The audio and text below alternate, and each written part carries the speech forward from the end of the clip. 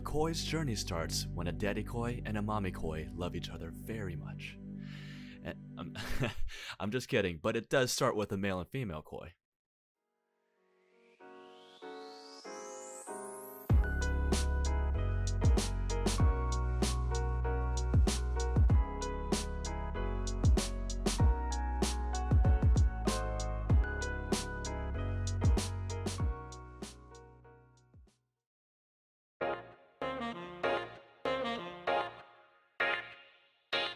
Meet Randy Lefevre and Rick Brown.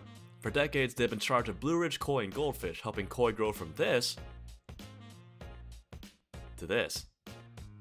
2 or more koi, specifically male and female, are paired in tanks. The female lays eggs that attach to any surface they come in contact with, while the male provides milt, or koi sperm. Never thought you would hear that word now, did you? In a few days, the fertilized eggs hatch into tiny little baby koi.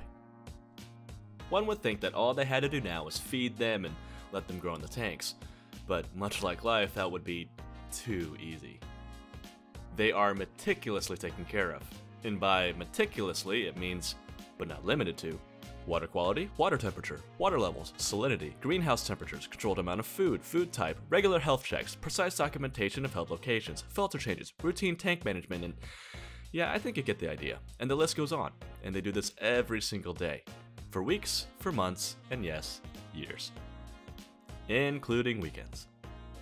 As fish grow larger in the coming months, they're graded and separated from pond to pond and tank to tank based on quality and size. For example, smaller koi can be held here, while larger koi can be held here. While it does take some time for the koi to grow to an adequate size, the hatchery sells koi and butterfly koi as small as 3 to 4 inches. That's basically the size of your finger.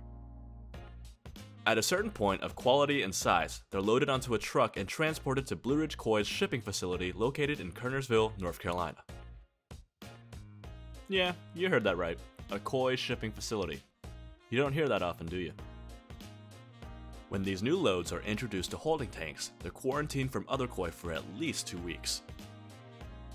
This helps prevent the spread of koi-related diseases, so you can say that they're social distancing. Blue Ridge operates 4 individual farms, all producing koi, butterfly koi, and goldfish to be quarantined and sold through the Kernersville facility. So you're probably wondering, do you buy your koi like goldfish at Walmart and go to like aisle 3 or something? I mean, you can if they sell them, but where I work, it's 100% online. It's a little late for introductions, but hi. My name is Hoon Lee, and I'm the lead photographer over here at Next Day Koi, and I thought I'd show you the process of what it's like behind the scenes of how we get koi to your front doorstep. As you can see, this is my home office, or my bedroom, and my actual office is over at the farm. So, with a little bit of editing magic, I can transport you there. You ready? 3, 2, 1.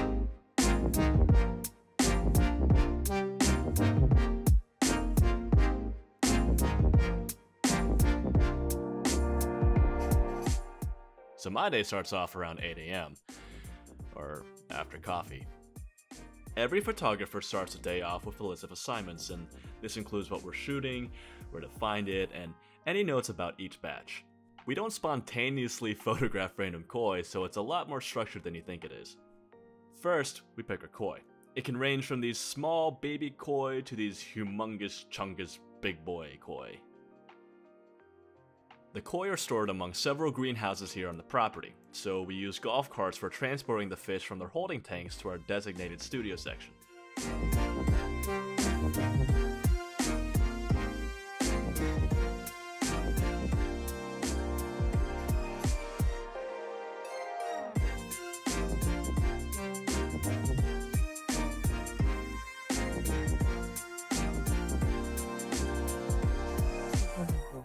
Once we've selected our fish and moved them to a studio, we measure each koi individually by hand.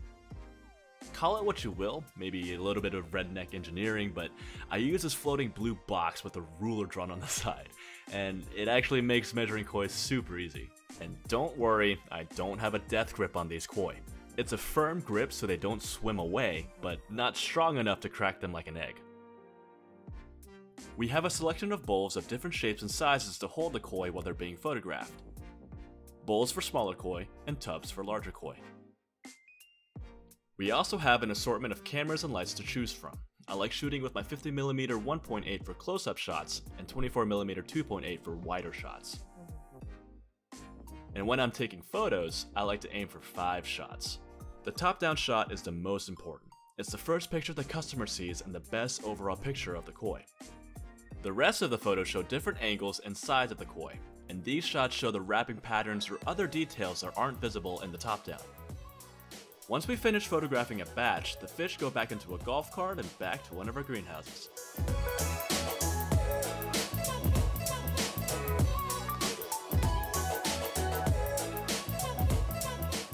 They're stored in a holding tank and the number and location of that tank is recorded.